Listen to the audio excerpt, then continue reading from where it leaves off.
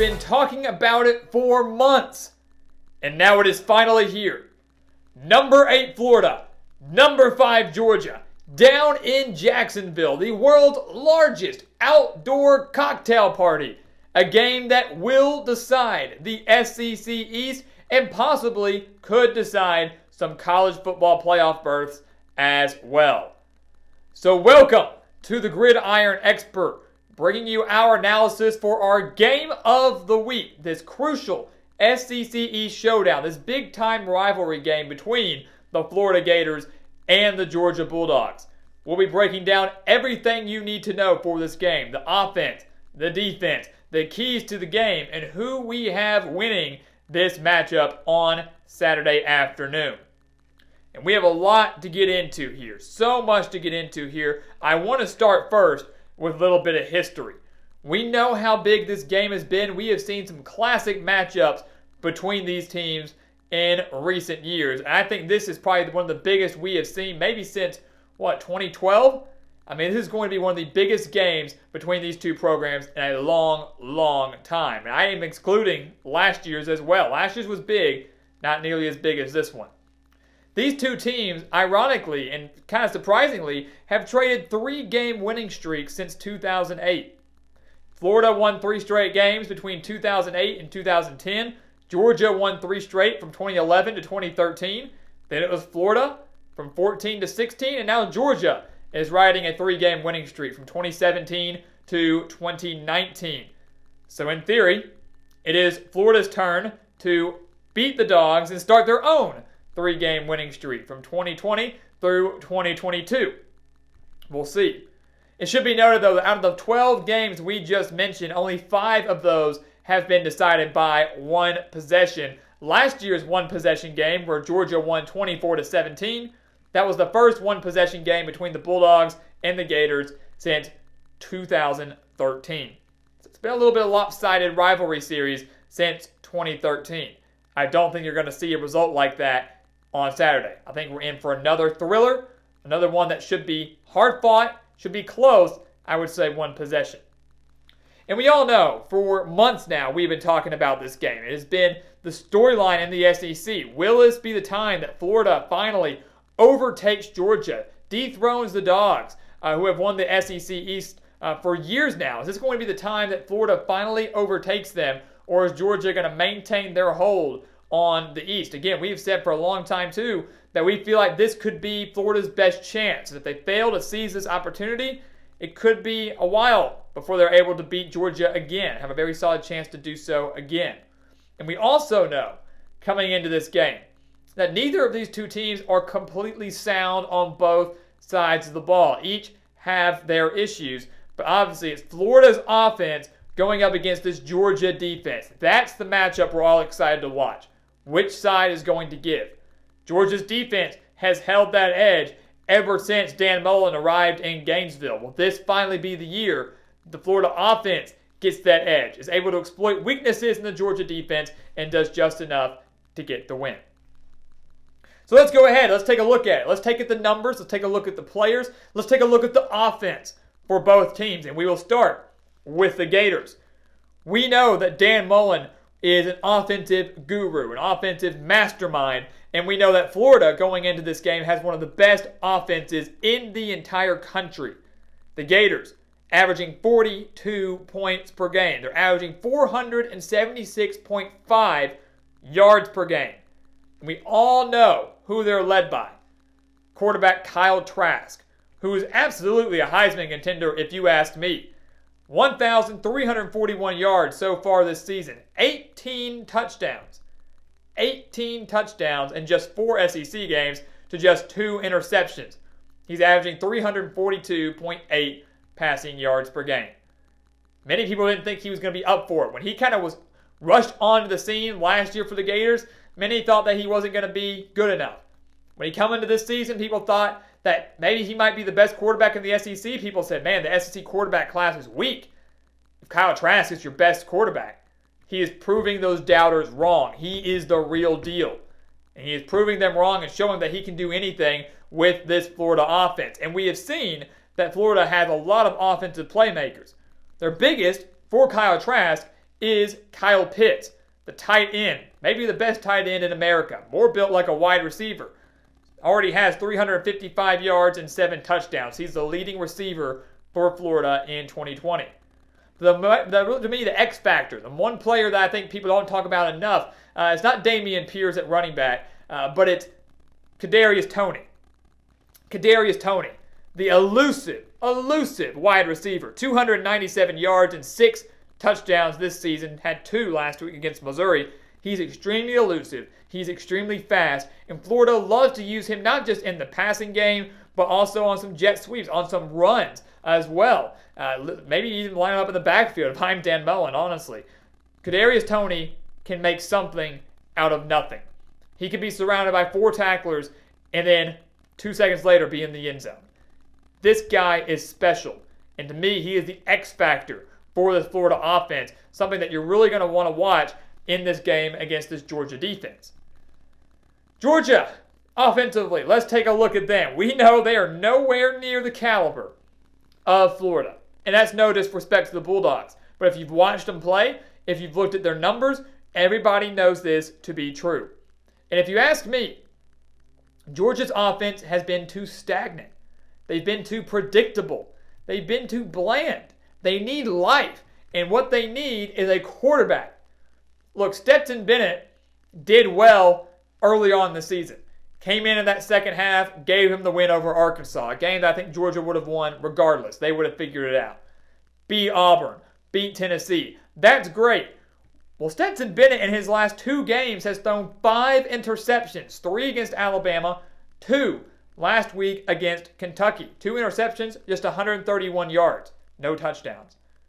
No touchdowns. The Georgia offense was abysmal last week against Kentucky. Bennett on the year has 1,089 yards, 7 touchdowns, and those 5 interceptions. So he was so clean in those first few games, and now he's starting to struggle a little bit against, I guess what I would say, better defenses. Alabama, semi-decent. We knew they were kind of weak. At least they've been exploited. And Kentucky certainly has a very solid secondary. But Stetson Bennett, to me, is not the guy that's going to carry Georgia to a national title. He's not. Is Kirby Smart going to stop being so stubborn and maybe give JT Daniels a chance? Remember, Georgia had Justin Fields many years ago. Not many years ago, just a few years ago. And Kirby Smart chose to go with Jake Fromm instead of Justin Fields. And we now know who probably was the better option out of those 2. So they need some life. They need a jolt of energy. Will a quarterback change do it? When you look at Georgia offensively as well, their numbers are impressive. And what's more impressive to me, they're not explosive by any means. The one thing is they lack that big playability. The Bulldogs only have 1 touchdown of 30 yards or more, and that was an 82-yard touchdown pass in that game against Alabama. Outside of that, they don't have a single scoring play of 30 yards or more. But Georgia's balanced. They're efficient. 228.8 passing yards per game, 175.2 rushing yards per game. They're led by Zamir White, who hit 100 yards rushing for the first time last week against Kentucky. He has 402 yards and 6 touchdowns on the day. So that is going to be a key there. If Stetson Bennett struggles, if Stetson Bennett can't live up to the pressure, live up to the moment, maybe Georgia rides Zamir White. Florida's defense did solid last year against Georgia's running game. Is that going to be the case this year? Again, this Georgia offense, they're not going to knock you dead. They're not going to blow you out of the water, but they are a team that is equipped to slowly and methodically move the ball down the field and get points out of it, whether it's 3 or 6 every single time. Defensively, let's again start with Florida here. Everybody knows that the Gators defense, there's room for improvement. And I think that's putting it lightly. The Gators are coming off their best defensive performance of the year. They had that long break because the LSU game was, of course, canceled. Had that long break before they played Missouri. They beat the Tigers 41-17 and held Missouri to 40 rushing yards and just 208 passing yards. Again, a Missouri offense that lit up LSU, that was able to take down Kentucky, was able to drop 20 points on Kentucky. Georgia only able to put up 14. So Florida's defense didn't do too bad last weekend. But again, it was just Missouri. It was off a lot of rest, and it was in the swamp. You look at their numbers outside of that. They're allowing 433.3 yards per game. The bad number, over 300 passing yards per game. This, to me, is the prime opportunity for JT Daniels. This guy's good. He's good. And he's a guy that can take advantage of a weaker Florida secondary. A guy that could throw for 300 yards against Florida. I don't think Stetson Bennett can do that. Is Kirby Smart going to open his eyes and give the Bulldogs a chance here? So while I don't think the 300 passing yards per game is a bad number if Stetson Bennett's quarterback, it could be if JT Daniels is quarterback. The bad number that concerns me for Florida is the 133 rushing yards per game that they are allowing. To some, that doesn't seem like a whole lot. Doesn't seem like that bad of a number. But I believe that Zamir White could stay hot. He found his footing against a solid Kentucky defense last week. Was it 136 yards and a touchdown last week? If he rushes for over 100 yards again in this game against the Gators, I think Georgia wins this game. So Zamir White, if he stays hot against a struggling Florida rushing defense, it could be a long day defensively again for the Gators. To me, it's the rushing defense that has to be better than the passing defense for Florida because, again, unless Kirby Smart comes up with a great offensive game plan, unless he makes some changes offensively, this Georgia offense, and certainly the aerial attack, is not going to knock you dead. Georgia, let's take a look at their defense. We spent some time talking about Florida's offense. They obviously own the strength there. There is no doubt about it. Georgia, no doubt about it, owns the defensive edge. There is no question about it. They own the defensive edge over, I would say, 95, 96% of the entire country. They have one of the best defenses in the nation. Now, when you look at the numbers, you would say maybe not so much. They're allowing 16.2 points per game. That's not the best mark in the country. If you take away the Alabama game, where they allow 41 points, then Georgia's allowing just 10 points per game. 10 even. I know you can't do that. I know you can't take away the Alabama game, but not every team is Alabama. So outside of Alabama, Georgia's defense is allowing just 10 points per game. With them, they're allowing 16.2. Even with the Alabama stats in there, they're only allowing 220.6 passing yards per game, and they're allowing just 80 rushing yards per game. 80 even. The only team that has been able to run on Georgia this year was Alabama and Najee Harris. And I've got news for you. Dameon Pierce is not Najee Harris. Dameon Pierce, the running back for Florida, is not Najee Harris. And Florida struggled on the ground last week. While I did have 169 rushing yards against Missouri, Kyle Trask was their leading rusher. And Florida cannot win the game if Kyle Trask is their leading rusher. So again, when you look at the two defenses here, you would expect Georgia to try to pound the rock, much like they did against Kentucky last week. They kept handing the ball off. Bennett did not play well. I guess he didn't have to. They still got the win, although the Bulldogs probably should have won by more. Kentucky had no answer for Georgia's run game. Maybe they were able to do the same against Florida, while Florida is certainly going to be attacking Georgia's secondary. They're probably not going to have much success on the ground. Probably not. But they might be able to through the air with this passing attack. As we mentioned earlier, Florida's offense and Florida's quarterback and Kyle Trask. This team offensively is the closest to Alabama that Georgia has faced. They are very similar to Alabama. We saw what Alabama's offense did against this Georgia defense. Could Florida's offense be in store for doing the same thing? That is the million-dollar question here. Florida's offense, again, the closest to Alabama, and we know how that went down just a few weeks ago. So what are the keys for this game? Florida's offense, Georgia's defense, that would be the no-brainer, obviously. You look at that and you say, well, if Florida's offense can exploit some weaknesses, they'll win. If Georgia's defense stands tall, they'll win. That's bland, that's cliche, that's boring. Let's go a little deeper than that. Florida, the first thing they have to do is they cannot go all in on the run. And what I mean by that is defensively, they cannot stack the box and really expect to stop Georgia running the game and expect to win it. They cannot just stack the box, stop the run, and say, all right, we're good. Because they thought they could do that last year.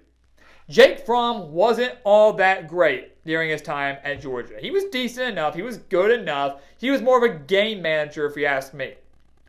But last year, in that game against Florida, Jake Fromm had 279 passing yards, 2 touchdowns, and completed 67% of his passes against this Gators defense. We know that Georgia had DeAndre Swift. The Gators did a pretty decent job of bottling him up, but they had no answer for a Georgia passing attack that prior to that Florida game was abysmal, was not exciting, was not electric, and we're in a very similar situation now. The passing game for Georgia, not electric, not that exciting, not going to knock you dead. The running game, could.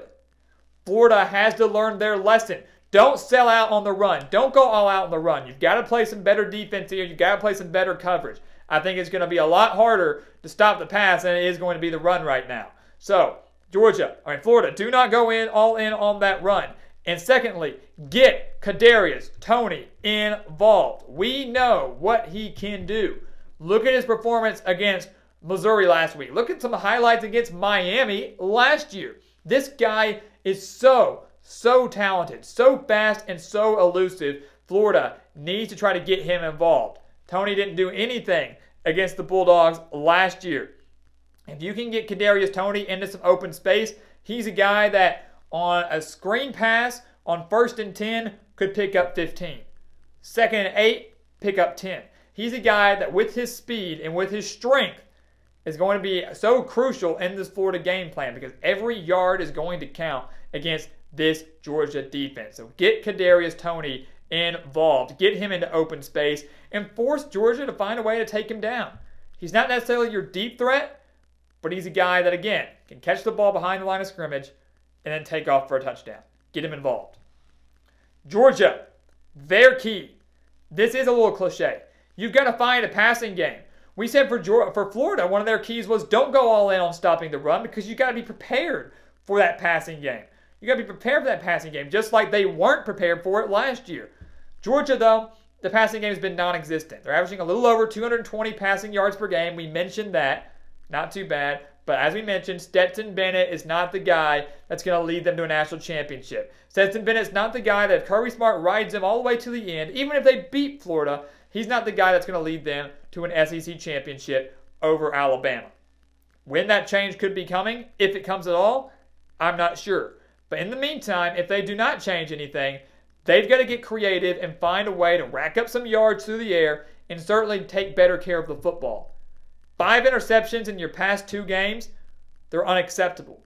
He threw 3 against Alabama. That was Georgia's biggest game of the year at the time. If he throws 3 interceptions against Florida, go ahead and go home because Florida will win the game. No doubt in my mind. So they've got to take care of the football.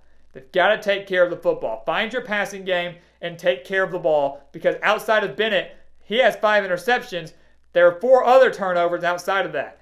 Georgia has turned the ball over 9 times this season. Sure, 5 in the last 2, but 9 total.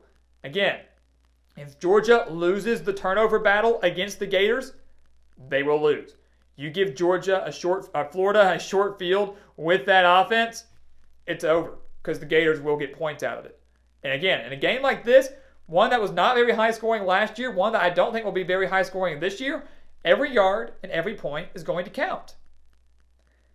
So what is going to be the final result down in Jacksonville? We hit offense, we hit defense, we hit keys. We know the strengths for each team. We know the key players for each team. What's going to happen? Like we said at the beginning, this should be another close game. Should be another close game. And this feels like the first time in a while that Florida might have the edge across the board. They absolutely have the edge offensively. The defense played well last week. Georgia's offense is sputtering. It's lackluster. If the defense shows up just a little bit for Florida, they will, in fact, win this game. But I don't think they do. I believe that Kirby Smart's defense is prepared for this game. They are going to have flashbacks to what happened just a few weeks ago when they took on Alabama. Again, offense very, very similar to what Georgia will be facing in Florida. Very, very similar. The defense has not made the same mistakes they did against Alabama. Now, the offense can't turn the ball over, but the defense can certainly play better, and I think they do. This is one of those games. where I would have a very hard time picking Florida, a team that has struggled against Georgia over these past 3 years. Very hard time picking them until they finally pull off the upset. Maybe they prove me wrong and throw the whole SEC into chaos. But for right now, I don't think they do. I think in a game like this, defense is going to trump the offense. Georgia wins this game in a close one. Stetson Bennett and the offense makes just enough plays. Maybe JT Daniels makes just enough plays, but Georgia's offense makes just enough plays. The defense slows down Florida's offense the most that we've ever seen by any team this year. Georgia wins this game. They more than likely win out. The schedule is very favorable after that, and they will set up a rematch against Alabama in the SEC championship game. One that, of course, will decide who makes the college football playoff. The Bulldogs, they get their 4th straight win over the Gators, leaving Florida and Dan Mullen asking, again, what went wrong? So guys, thank you so much for watching us here at the Gridiron Expert on YouTube. We've got a huge top 10 showdown on Saturday afternoon. You don't want to miss it. Number 8, Florida. Number 5, Georgia.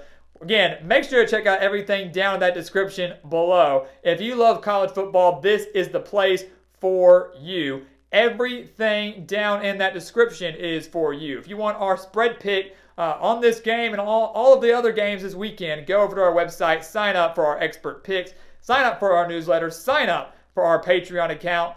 All that stuff down in the description for you, the die-hard college football fan. And once again, guys, as always, thank you so much for watching, and we'll see you next time right here on the Gridiron Expert.